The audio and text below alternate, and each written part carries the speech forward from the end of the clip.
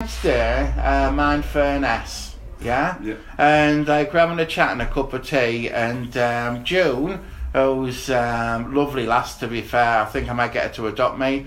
She was telling us about like how they help different people, and that we might be able to have a bit of chat with yourself. Yeah. And you know, like basically, because there's some people that'll access services like mine and stuff. Or they would access them if they could be a bit demystified, or if they could know what they'd expect when they walk through the door. Because a lot of people don't like to. No. Do you know what I mean? So are you okay to have a chat with us? I'm fine. Yeah. Nice one. So how did you end up coming through Mind? It's a big story, and like, but I can put it short. It's I just for years I've been on a journey trying to get help with my mental health, and I had a drug problem on and off for years, and I've had run-ins with the hospital and just always gone bad, and I've never got what I needed out of them. So I couldn't get no help off the hospital or anywhere in Cumbria because of things that have gone in the past. The hospital didn't want to deal with us, so I was just at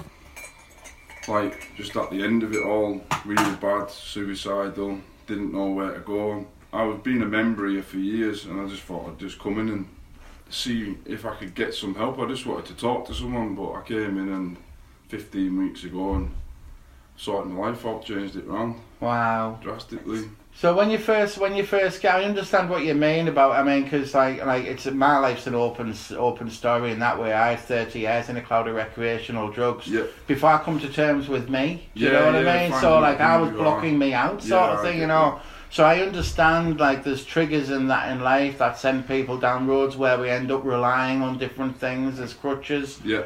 And that, That's you know, what it sort was, of thing. yeah. And like, you know, something well done though, because some people just keep on that of a decreasing circle. Yeah. Till they end up going down the plug hole. Well, Do you know what I mean? For like a year, I knew what I was doing was not good for me, and I knew I was ending up worse off. But you know, like you said, you just like it's easy. Drugs block everything out. Oh yeah, it's easy. Like, oh, yeah, I'll pack in next week. Yeah, and that's yeah, what I'll pack in next week and all that stuff. I was just like, that was it. I was at my end of it all. I couldn't see no way I was gonna ever change my life around. And I came in on the Friday with Mel, who works here, and she said to me like, just trust us, and like, we can help you get through this. We'll hold your hand through it. And I came in on the Monday, and I decided that day I was like, I'm gonna commit to this. Yeah. And I haven't looked back. What form did it take? You know, the support and the help that Mind have given you. What form did it take? What? Yeah, like my GP helped us a lot, and like it's just coming here. It's all been talking, not medication. Yeah. You know, that's a big thing I've took out of it. Is like. Is it 1-to-1 or group? Yeah, whatever you want. You can have 1-to-1. I get a lot of 1-to-1 time. I ask for 5 minutes when I'm feeling a bit down, because I still have the bad days. Yeah. It's just, I know I've got the support network, and I've got a lot of good things coming out of this. So yeah, that's what's getting me through day to day. Is like knowing that I'm better in my life every day from what it has been.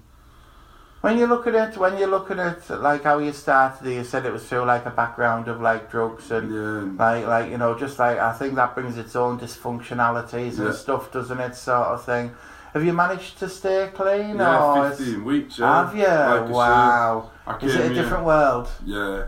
Yeah. A lot better mental health. Like. Yeah. I've realised a lot of the times I've been in crisis or I've been really bad is through drugs. And it's just coming from this town. Like, it's a little town, and for people like myself who were bad in school and didn't get no qualifications, sometimes there's nothing else to do, and that's how it kind of all come round. Was just like mixing with the wrong crowd and. Yeah. Sometimes it's easier though, isn't it? It's almost like a default position. Yeah. You know, like sometimes I know, like in mining towns, like people, you'll end up in the mines because generations did. When there's towns and there isn't a lot going on there's a lot of town people end up down bad roads because there's nothing else going on, and that ends up being a generational thing as well. You know. So, like, since you've been coming here, so 15 weeks, that's almost 4 months. Yeah. And like to go, and how many years were you sort of like in your dysfunction sort of thing? Since a kid. Well, yeah. Like 10, going like 13, 14, I was always in trouble with the police, but from 10, I always was like that little kid who's naughty and... Yeah. I was always that, and like, yeah. But you know what you say about people, like, you know, like doing things, you know, like work-wise and stuff like that. For me, because I mean, I do bits and bobs in this area, and I think lived experience is priceless. Yeah. So, like, when you're helping other people, sort of thing, and like, say, for you could be someone who comes straight out of university and you go doing like help and advocacy and stuff like that. But then people don't have life experiences that you've got. No.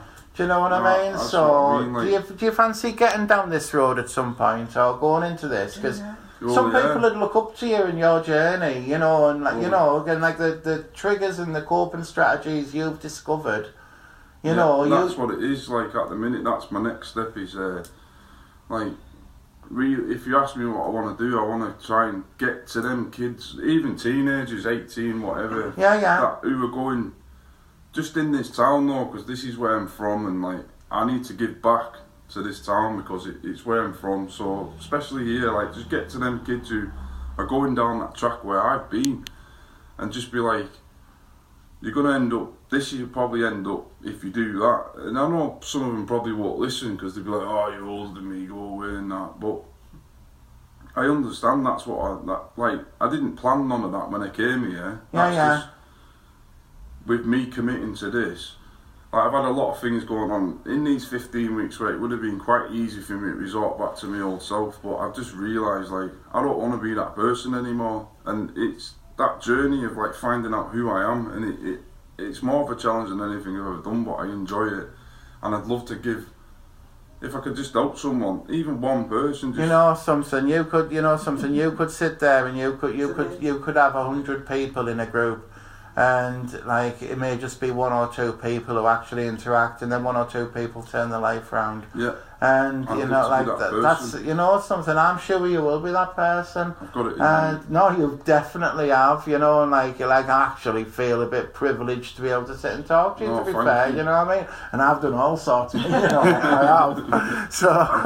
So. Yeah, no, like these have also. It's just like I say, I didn't come here. I didn't think I'll come here 15 weeks ago, and 15 weeks I'll be sat here talking to yous, and I've had all these opportunities.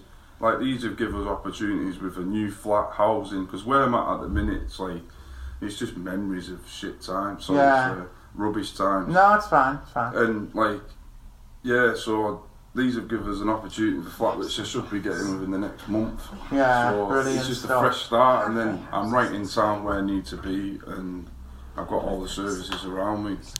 Well, look, if there's anything, if you do set things, I was talking to Mel, one of the managers here earlier on, and she was saying a lot of the people who work here actually started as volunteers and stuff, you know what I mean? Yeah, like I've just and I think, June, lovely cup of tea as well, Joe, that's been lovely.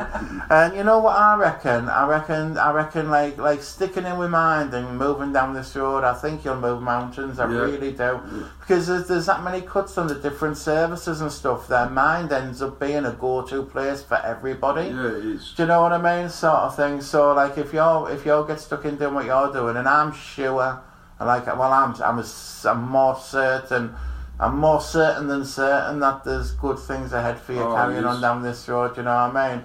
Now I'd like to keep in touch, because like I'm bobbing up and down this area. Yeah. So say like if we can have a check back in 6 months or a year or so, and I'll keep an eye out on the progress and stuff. And like, wouldn't it be amazing to see something sprout up? And like for me, cause, when I came out as trans, and there was no services for trans people like me, so I went out there and I kicked a few doors, and now it happens, and I created it in my area. Yeah. And I love it where people see the challenges, deal with the issues, and go on and make something for the people around them, for their area, you know, something. That's off to you. That's absolutely brilliant, Like, if I can help getting the word out in any way, just give us a shout. Yeah. More than happy to do so. And give me a song to play on the show. Do you have a favourite singer? No, I don't know, honestly. Don't you have any favourite singers? Should we ask June who her favourite singer is? I'll just keep playing George Ezra Shotgun. Fleetwood Mac everywhere. Fleetwood Mac everywhere. All right then, you know something. So we'll have Fleetwood Mac everywhere, and thank you very much. Thank you for your time. All the very best to you. Cheers.